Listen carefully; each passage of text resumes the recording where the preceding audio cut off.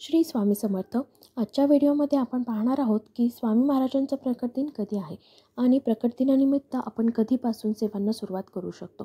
त्याचबरोबर प्रकट दिनाआधी अशा कोणकोणत्या सेवा आहेत ज्या केल्याने आपले आयुष्य सुखमय होऊन अडचणी दूर होण्यास मदत होईल. बऱ्याच जणांना सेवा करायची इच्छा असते, पण काही कारणास्तव सेवा करता येत नाही किंवा आधी या सेवांबद्दल माहीत होत नाही.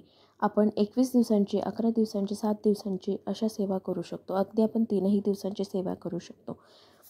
याबरोबरच गुरुचरित्र पारायण करू शकतो का? किंवा स्वामीचरित्र सारामृताचे पारायण कसे करायचे?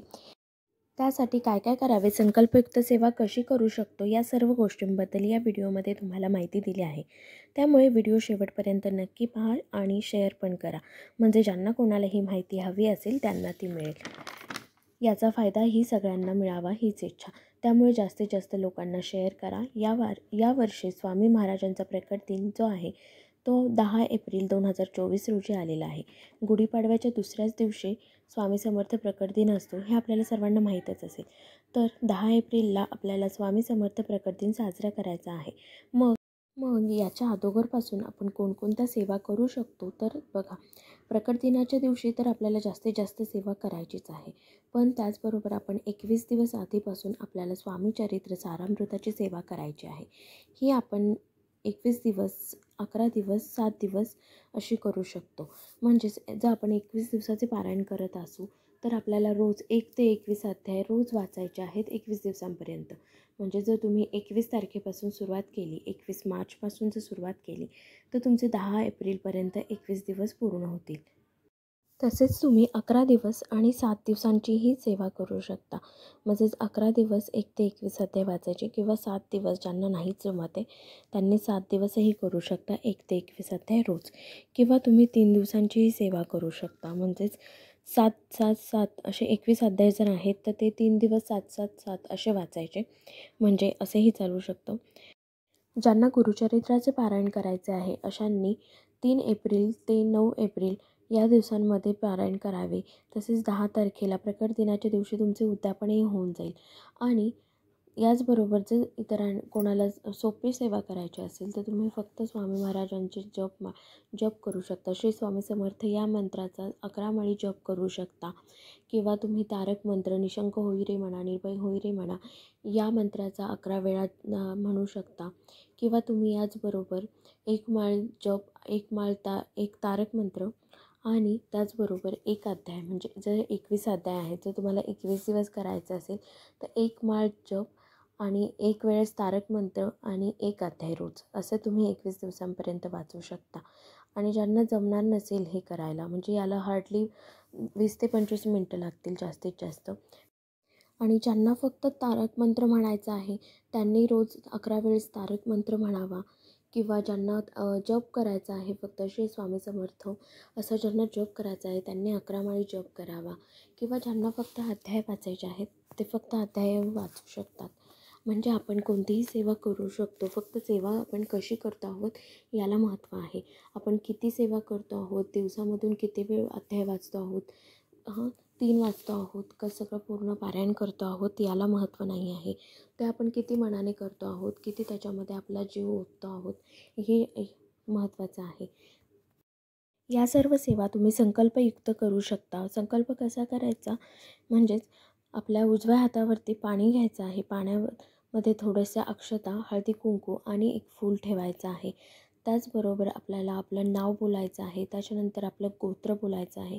जर तुम्हाला गोत्र माहीत नसेल तर काश्यप गोत्र असं बोलायचं आहे. आणि तुमची काय इच्छा आहे, जी इच्छा धरून तुम्ही हे जे करता आहात, कोणतीही जी सेवा करता आहात, म्हणजे जर तुम्ही 21 दिवस पारायण करणार असाल तर ते कशासाठी करता आहात ते स्वामी महाराजांना सांगायचं आहे की मी बाबा 21 दिवस 21 अध्यायांचं पारायण करणार आहे 21 दिवसांसाठी. तर मी ही इच्छा आहे तुमची ती बोलायची आहे. स्वामी महाराजांना सांगायचं आहे की मी अशासाठी हे करतो आहे आणि ही माझी इच्छा पूर्ण व्हावी म्हणूनसाठी तुम्ही आपला आशीर्वाद द्यावा असे बोलून ते पाणी ताम्हाणामध्ये सोडून द्यायचं आहे. अशा प्रकारे तुम्ही संकल्प करू शकता. हाच संकल्प तुम्ही 11 माळी जप करताना किंवा तारक मंत्र जर तुम्ही करणार असाल तर त्याच्यासाठी, किंवा तुम्ही जर रोज स्वामी महाराजांची आरती करणार असाल तर त्यासाठीही संकल्पयुक्त सेवा करू शकता. आता संकल्प का करायचा? संकल्प का करायचा म्हणजे असं विशेष असं काही नाही आहे. जर आपण एखाद्या गोष्टीचा संकल्प केला ना, तर आपण ती गोष्ट आपल्या मनामध्ये ठाम धरलेली असते, की नाही बाबा मी ह्या गोष्टीचा संकल्प केला आहे आणि मला ही 21 दिवसात ही गोष्ट पूर्णच करायची आहे, असे आपण आपल्या मनाशी ठाम असतो. म्हणूनच संकल्पयुक्त कोणतीही सेवा करावी. सेवा करताना जर संकल्प केलेला असेल, तर आपण कोणत्याही अडीअडचणी आल्या, तरी आपण मनामध्ये कितीही म्हणजे नैराश्य असेल, वाटेल आपल्याला, की बाबा आज नको करायला, उद्या करूयात. पण तसं आपण करत नाही. आपल्याला त्यावेळी तो संकल्प केलेला आठवतो आणि आपण ती सेवा त्याच दिवसाची त्याच दिवशी करतो. म्हणूनसाठीच संकल्पयुक्त सेवा करावी. म्हणजेच आपल्याही मनावरती ते निर्बंध असतात, की नाही हे आपल्याला रोज करायचंच आहे. म्हणूनसाठीच संकल्प करणं खूप गरजेचं असतं. जर तुम्हाला संकल्प करायचा नसेल तरीही चालू शकतं. पण जर संकल्प केला तर ती सेवा आपल्याकडून नेहमीच पूर्ण होऊन घेतच. स्वामीही पूर्ण करून घेतात. आणि ज्या लोकांना यापैकी काहीही जमणार नसेल अशांनी स्वामी महाराज प्रकट दिनाच्या दिवशी म्हणजेच 10 एप्रिलला सकाळी लवकर उठून स्वामी महाराजांची तुमच्या घरामध्ये जी मूर्ती असेल किंवा फोटो असेल, मूर्तीला अभिषेक करावा. फोटोची व्यवस्थित पूजा करून घ्यायची आहे आणि पूजा झाल्याच्या नंतर 11 माळी जप करावा. तारक मंत्र म्हणा, आरती करा तुम्ही स्वामी महाराजांची. आणि त्या दिवशीही जरी तुम्ही 21 अध्याय वाचलेत स्वामी चरित्र पारायणाचे, सारामृताचे जर तुम्ही 21 अध्याय वाचले तरीही चालू शकेल. तुमच्या जवळच एखादं स्वामींचं केंद्र असेल, मठ असेल, मंदिर असेल, तिथे जाऊन तुम्ही स्वामी महाराजांचे दर्शन घेऊन या. अशा प्रकारे तुम्ही कोणतीही सेवा करू शकता. जी तुम्हाला सेवा करता येईल ती तुम्ही करू शकता. दिवसातले 10 मिनिट जरी तुम्ही काढले तरी याच्यापैकी एक ना एक सेवा तुमची नक्कीच होऊन जाईल. तुम्ही किती तास सेवा करता हे महत्त्वाचं नाही आहे. तुम्ही 10 मिनटं केलेली सेवा ती किती मनापासून करतात, तुम्ही किती मनापासून स्वामी महाराजांना हाक मारता आहात ते जास्त गरजेचं आहे. जर एखादी व्यक्ती दिवसातील 3-4 तास स्वामी सेवा करत असेल, पण त्याच्या मनामध्ये वाईट विचार असतील, तो मनामध्ये दुसऱ्याबद्दल वाईट जर चिंतत असेल, तर अशा व्यक्तीला स्वामी कधीही पावणार नाहीत. म्हणूनच आपण जे काही करतो ते मनापासून करायचं आहे. स्वामींना काही नको असतं. स्वामींना फक्त आपण एक हाक मारली ना प्रेमाने, एक हाक जर आपण त्यांना मनापासून मारली, तर ते आपला आवाज नक्कीच ऐकतात आणि आपल्या सेवेचं फळ आपल्याला नक्कीच देतात. म्हणूनच तुम्ही सर्वांनी एक ना एक सेवा नक्कीच करा. यापैकी तुम्ही कोणती सेवा करणार आहात हे कमेंट बॉक्समध्ये नक्कीच लिहून पाठवा मला. आणि तुम्हालाही स्वामींची अशीच कृपा तुमच्यावरतीही राहो असंच ईश्वरचरणी प्रार्थना करते. आणि आजचा व्हिडिओ कसा वाटला हे नक्की सांगा. श्री स्वामी समर्थ. जय जय स्वामी समर्थ.